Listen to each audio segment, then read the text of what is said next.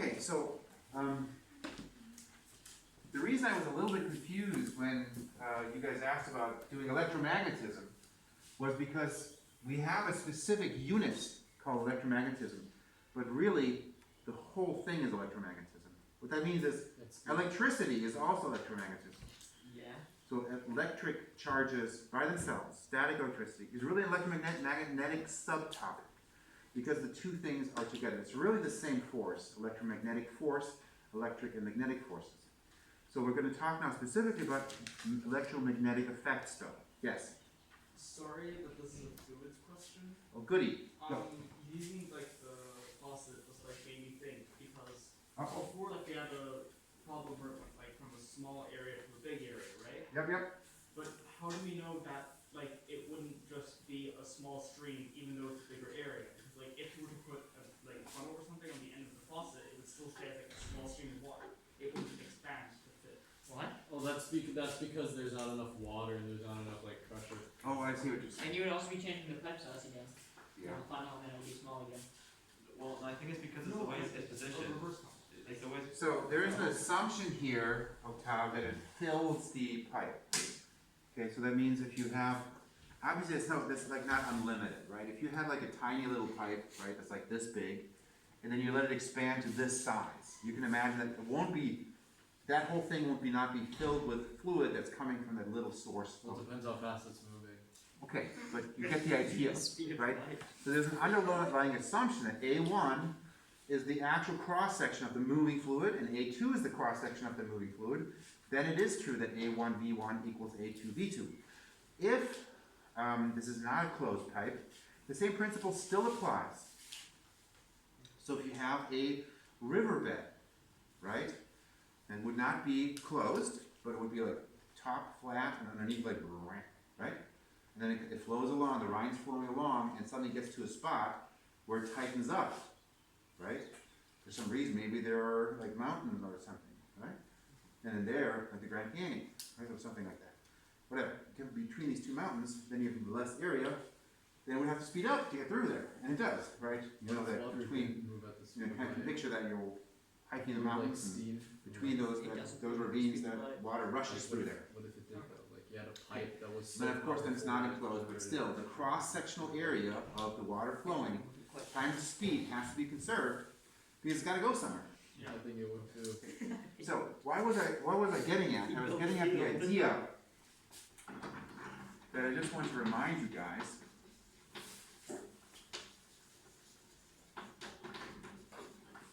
that here there are really two parts. There's electricity, right?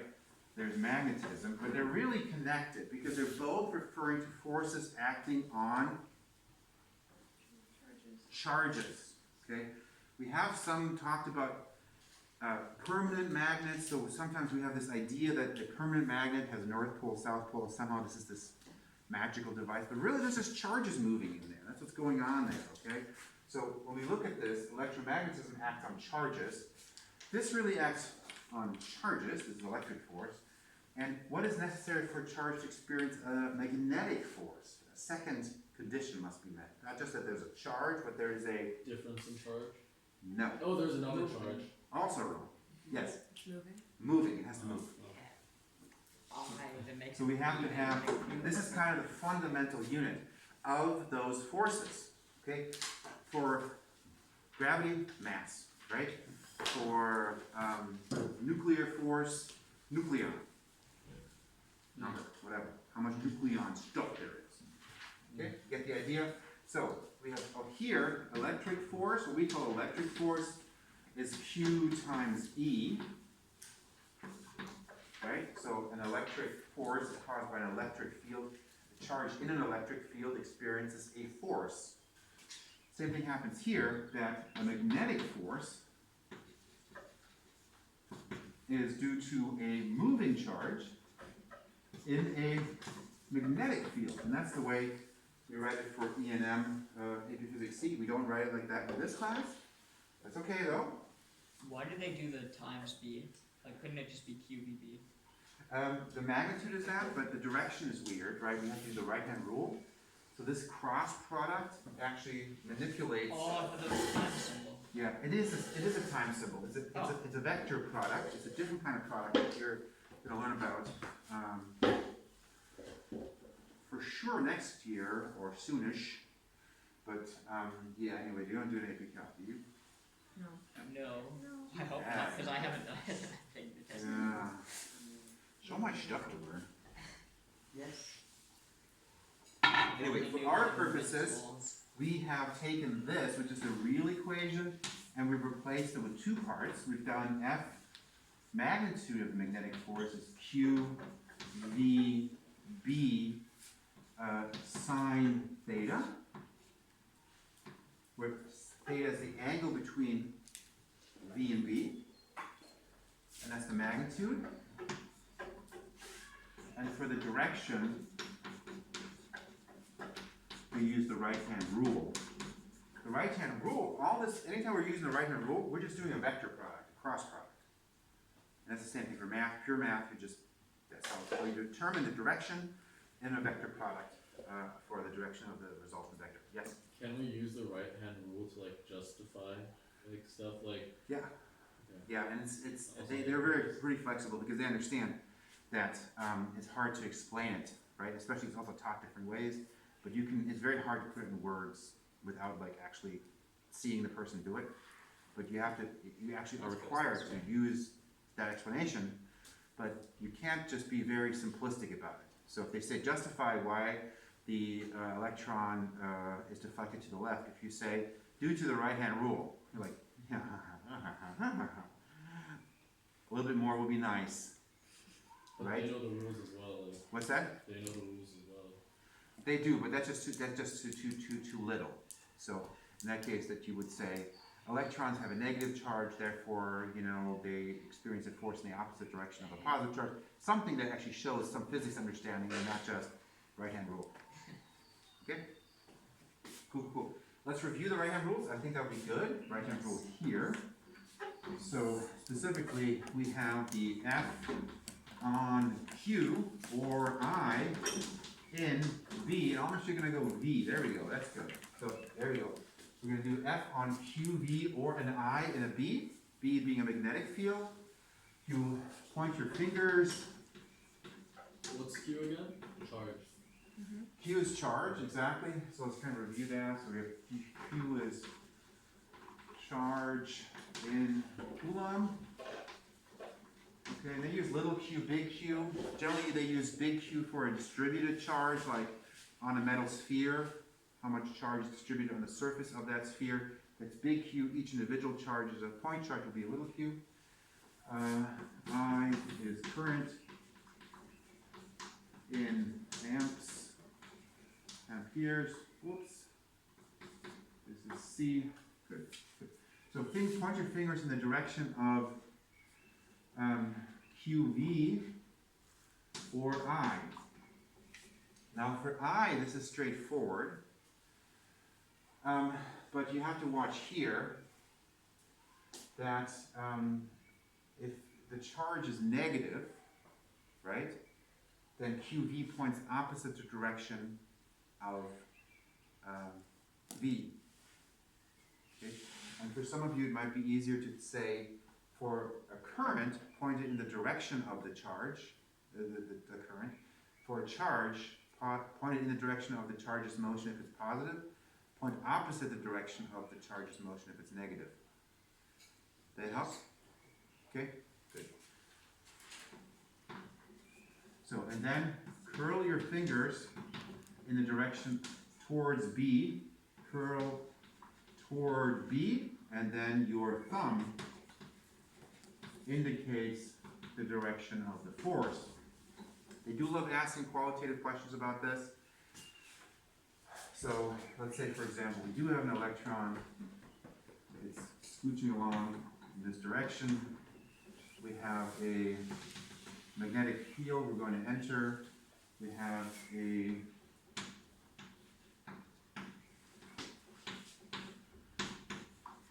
magnetic field pointing what direction? This is the Robin Hood rule.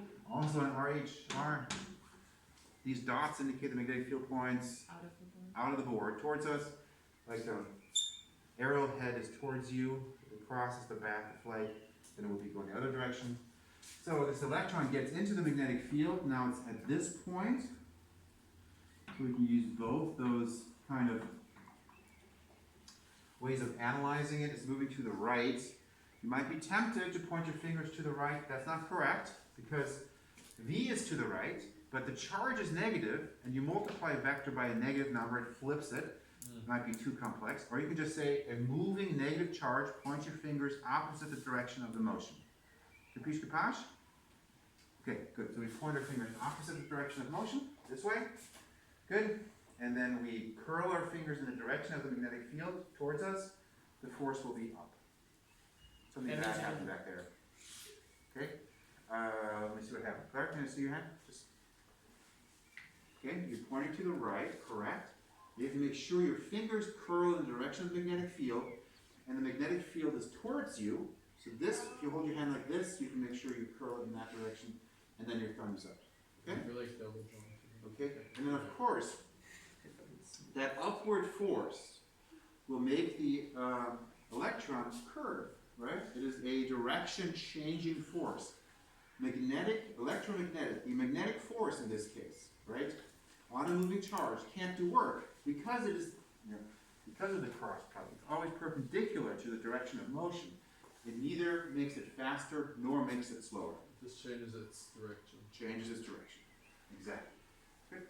So we could make, this would create a wonderful kind of circular path, and the whole time the force is towards the middle.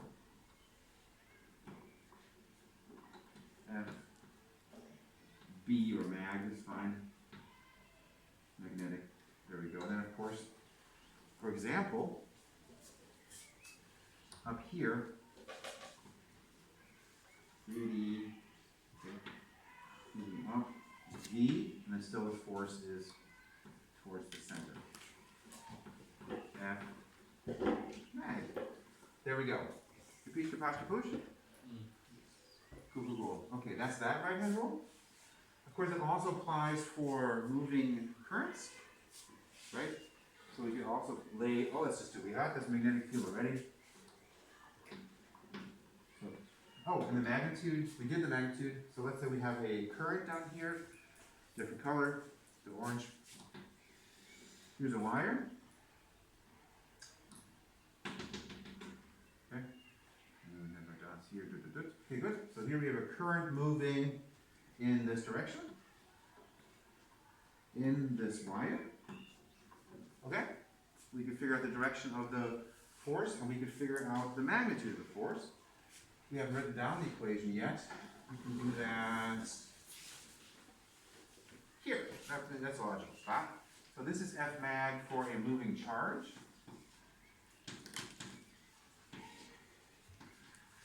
Okay. Of course, we also have F mag for a current, because a current is just moving charges in a electricity hose, wire, right? And we have there the same thing, really.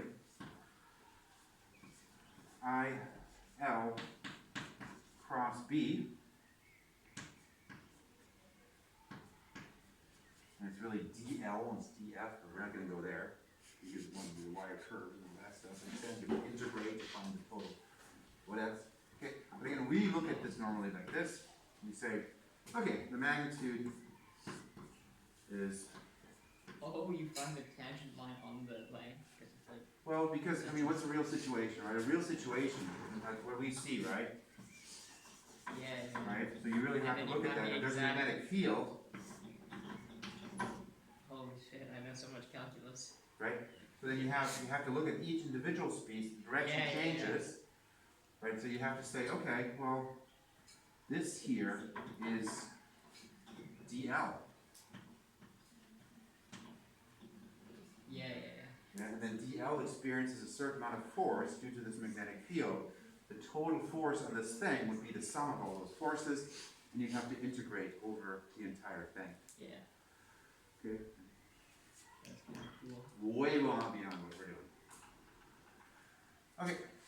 So the magnitude, magnetic, okay, I'm gonna write this different. So this is then this, I'm gonna do it this way, because this is just gonna be difficult. The magnitude of that force is I, L, B, sine, theta. Same thing as we had before, and then the direction is also determined by the right-hand rule. Okay, there's the equation.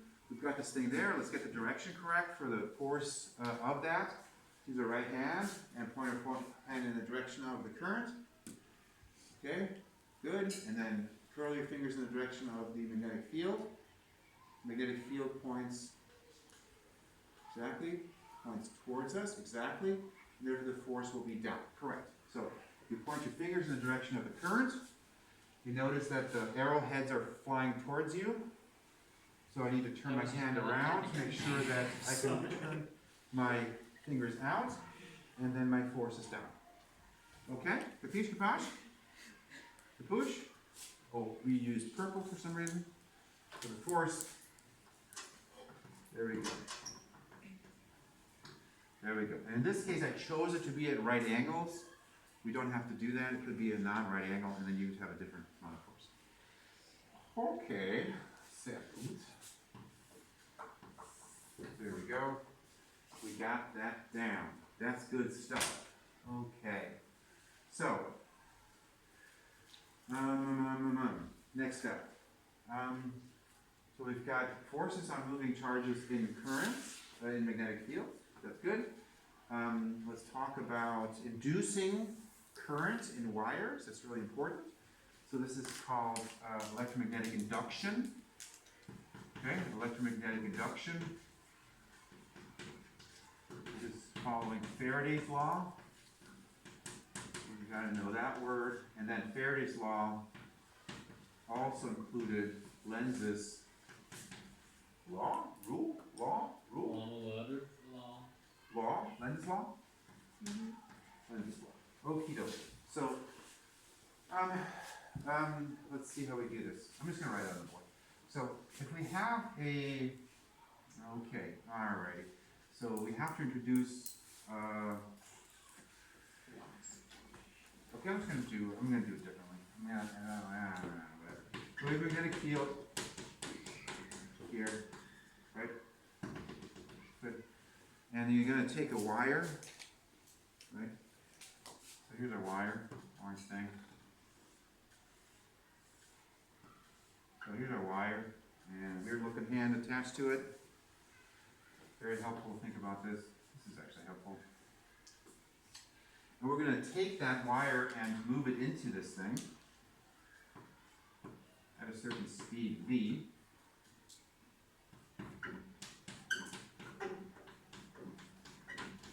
As we do that, that wire contains or does not contain charges. It contains charges, and it's copper, so the charges can or cannot move.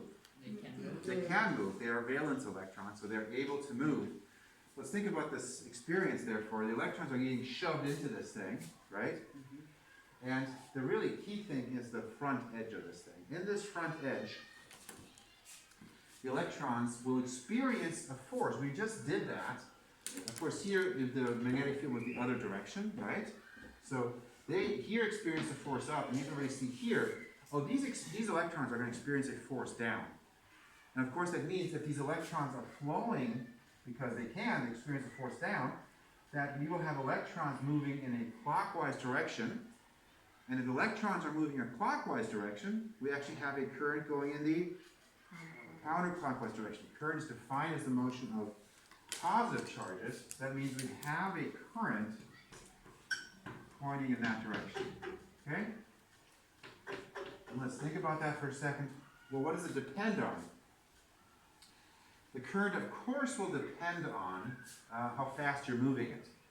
Because the faster you move it, the more force they will experience. Because the force, the speed is in here, right? And then also we have the question of how strong the magnetic field is. That also makes sense. And we also have how big this leading edge is here. That makes sense as well. Okay, so and we'll put that in here. So put in here blue maybe. That's good.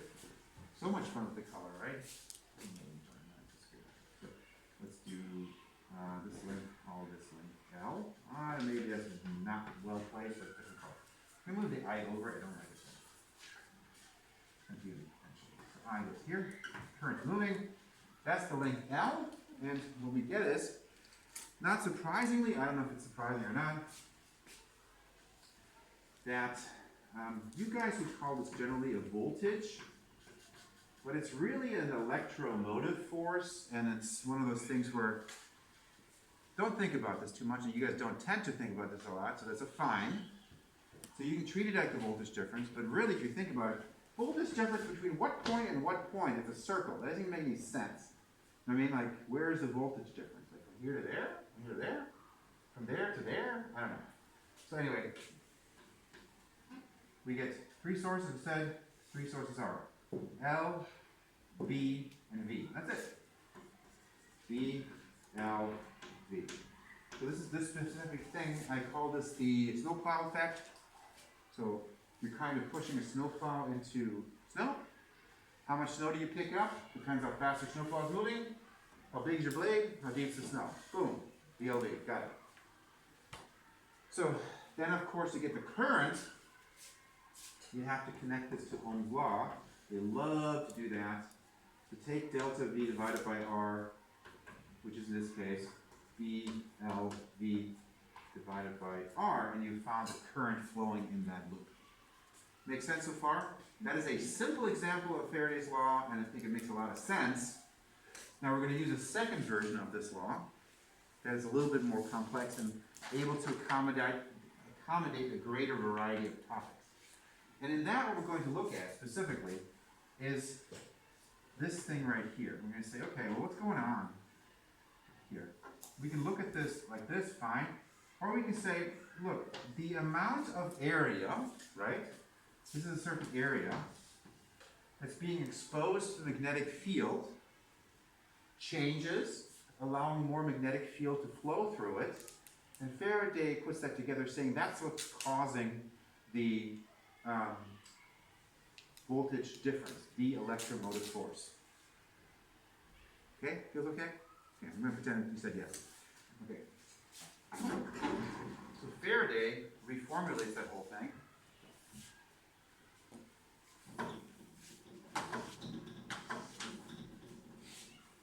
Like this, saying that E is equal to minus, cracking boy, funny, delta phi divided by delta t. Okay, where he defines phi as A times B times cosine. I think he uses phi here for some reason on the sheet. What do we have on the equation sheet? That doesn't make any sense. I hope it's not. That'd be stupid, right? Is it written like that? How's it? AB cosine theta? Can you also do like phi as like a squiggly line kind of? They have a Psi, I think maybe? No, it's still phi. Is But it it's really? just like a second. So there's two phi's. There's a lowercase phi, which is like this, Yeah, that's the cool and then phi. there's an uppercase phi, which is like that. Yeah. The left They one is the have- cool phi. B cosine theta A. B cosine theta A. Yeah. Really? Yeah. Why? Nobody knows. Oh, But- whatever. So we've got a little bit confusing, but that's magnetic flux. Magnetic flux. And if we change the magnetic flux, that creates a voltage difference, an electromotive force that drives current through the circuit. We could do this with a coil and like spin it inside a magnetic field. That's a generator. Cool. Okay, for example. Same idea here, but it's really the same concept, right? I mean, same things are happening. If you take that coil and you spin it around in there, obviously electrons will experience forces because they're moving inside magnetic field. Okay, now a couple things here. This is a rate of change. We're in AP Physics 2, so of course this is really a derivative. Makes sense? So d phi dt would be the corrector equation, but we do it this way in more qualitative approach anyway. And here is Lenz's law. This is Lenz's right there. Because fun, where you have an electromotive force created, but we need to know the direction that the current flows. That's what the minus sign refers to. And let's actually look at this. And I think actually they're not going to ask anything complex here. I think the questions here really are going to focus on the minus sign and qualitative understanding because it's pretty difficult. That's not true. Fine. We got the tools here. We're going to talk specifically about Lenz's law now. Okay? So only have so much time anyway. Can't do all whole unit in 45 minutes. Okay. How do you use this thing? Let's take a look at our example. Now we know which direction the current is, right? We already figured that out from our reasoning out. Now we're going to use Lenz's law to do the same thing. Are we doing the right thing? Should we do something different? Claire, are you okay? Are you happy? Not with life overall, but just with this specific aspect. It's okay. It's okay. Would you like to direct it in a different direction? No, I think this and like potential energy stuff of like in electrostatics. Is Okay. But this is good because I forgot about flux and stuff. So this is good. Good refresher. Okay. So let's just throw Lenz's law ladder on the board because it's a fun name.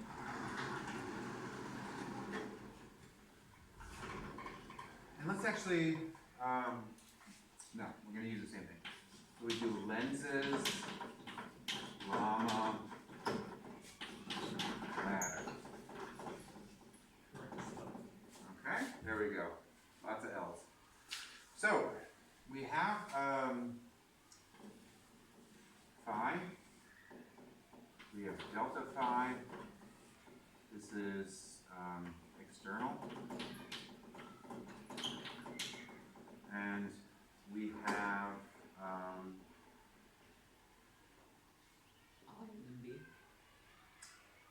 I skipped a step. And that means I'm going to go to I here. Okay. So, Lenz's llama ladder addresses the idea. So we have a situation here. Let's actually use this. This is important to think about. We move this thing in here, and because of the magnetic field creating a changing flux, we get a current. But because we get a current now, there's actually also a magnetic field being induced by the induced current. Because moving charges create a magnetic field. Because moving charges experience forces in magnetic field because they have their own magnetic field. Makes total sense, right? So for a loop like this or a coil, this is actually a good point here that you guys should know. Oh, these are really important. Hang on. Gryton rule for V of I, right? The magnetic field of a straight current, straight, okay? You point your thumb, your, thumb in the direction of the current, and you curl your fingers in the direction of the magnetic field, okay? So we do an example here. If we have a current flowing downwards, like that, we'd like to know the direction of the magnetic field being created. Sam? It'll be out on the right and in the left. Good. Out on the right and in on the left. So we go say, okay, we have, point your thumb down, and then over here, you curl your fingers is towards you here. So we can indicate that with having big old fat spots here. We're going to go kind of like this. Oh, that's going to be a little awkward. So we'll just go like this. Here's towards you. We're just going to put those dots in. And then on the other side, of course, it's into the board over here. So it's X is there. But all together, it's hard to show in this drawing. This is really a loop. It's a circle. It's a circular magnetic field that's created around this straight wire. So there's a loop that comes around to the magnetic field direction pointing. The magnetic field line points in this direction. At any point, of course, the magnetic field is just a vector, so it points one direction. It doesn't curve. Field line curves. Okay, and the other thing we had, oh my god, am I doing the right thing? I hope I'm doing the right thing. Well, you learned something, so that's good, right? We should have like a lot more time for What? everything. Wouldn't that be good? Yeah. A couple extra hours every day? Yeah, that would be good. That'd be nice. Yeah, I know. We're doing what we can, right? Right hand rule. B of coil I, to be more specific. So we have a loop I now, not a straight I. Okay, and we kind of reverse this. So we say we curl our fingers in the direction of I, and then our thumb indicates the direction of the magnetic field. Okay, so for example, and this field, whoopsie, be inside the loop slash coil. Okay, so for example,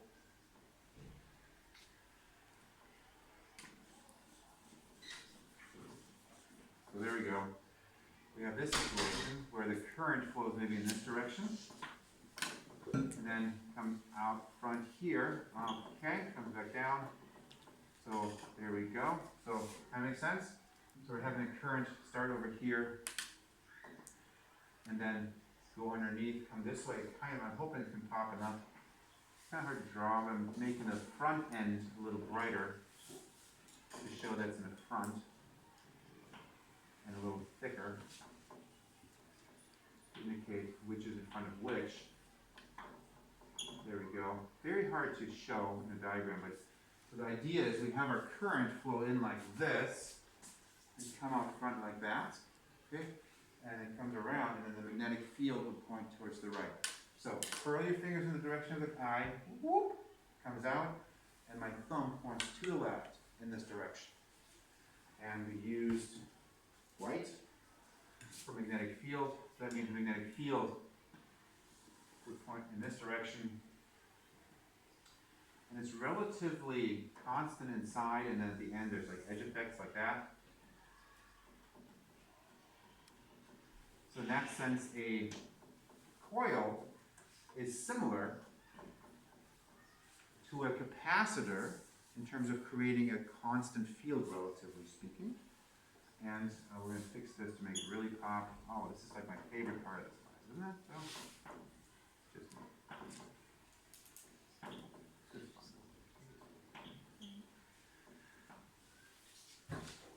Feel like you're an artist. Just for this moment. Can we do the lilac? Yeah, that works, right? Yeah, we can add more arrows. A few more there. Good, and then we exit here. There we go, and that's the law. Don't think you have to have the equation. Oh, we do, should have it here. I think this equation is on the sheet.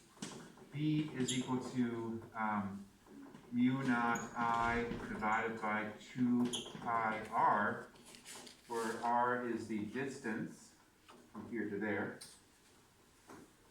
So it decreases as you go further away. There we go. And here, that equation I think is not on the sheet, correct? For a coil. I don't think so, no.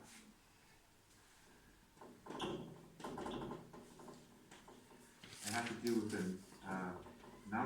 the loop density, but that's not generally on it. A coil creates mu naught n over L, where n is the number of loops, L is the length of the coil from here to there, and n is equal to 1, 2, 3, 4, 5, 6, 7, 8. In this case,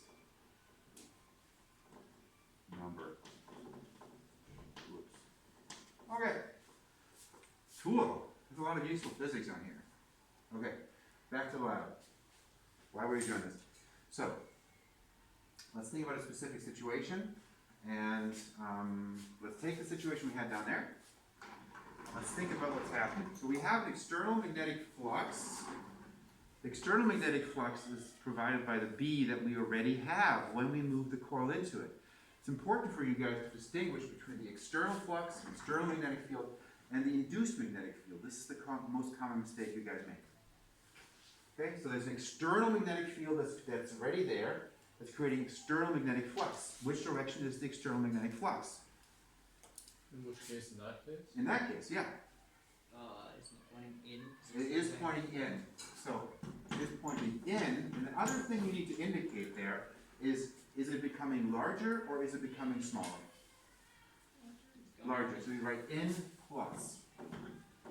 So, the input that you need to make here, So you push it into it. Oh. explanation, The coil is, it has so much magnetic. input, direction, and plus or minus, getting bigger,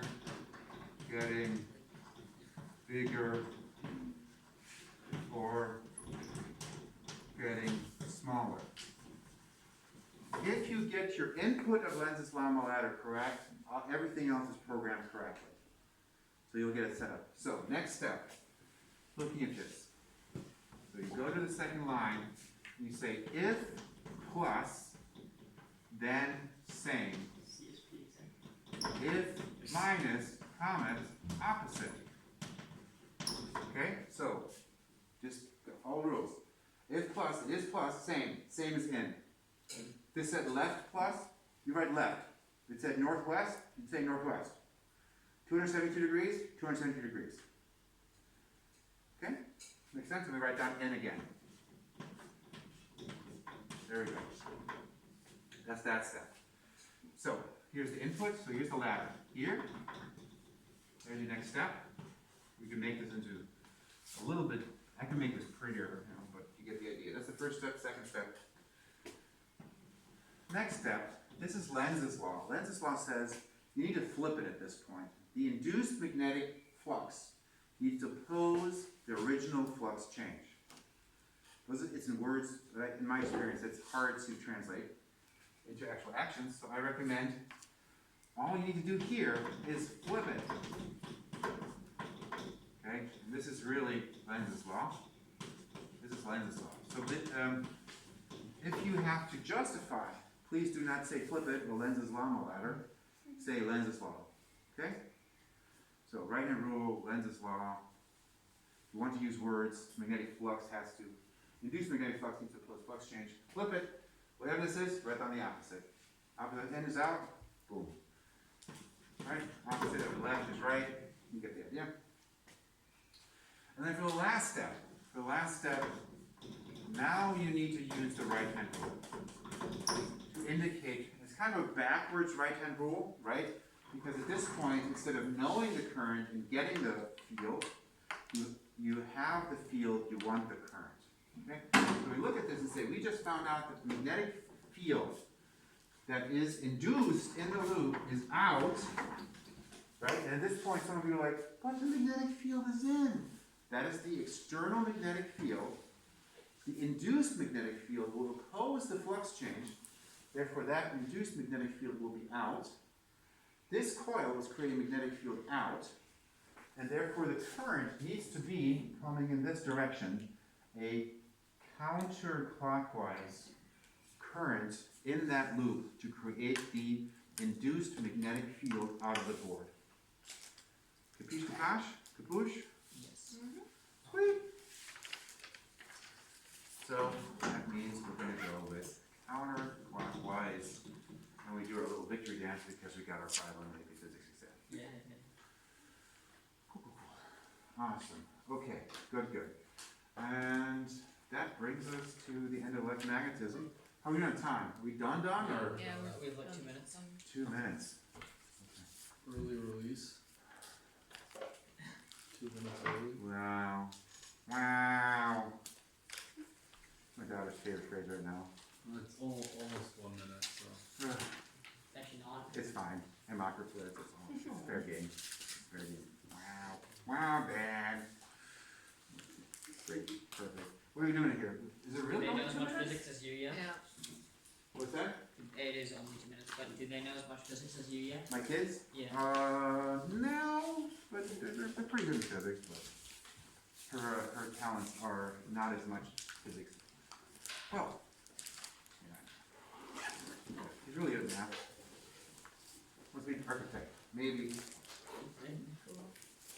No, I'm not gonna be an architect, I'm gonna be a millionaire. You could be a millionaire? That's your career plan? My job's gonna be Oh.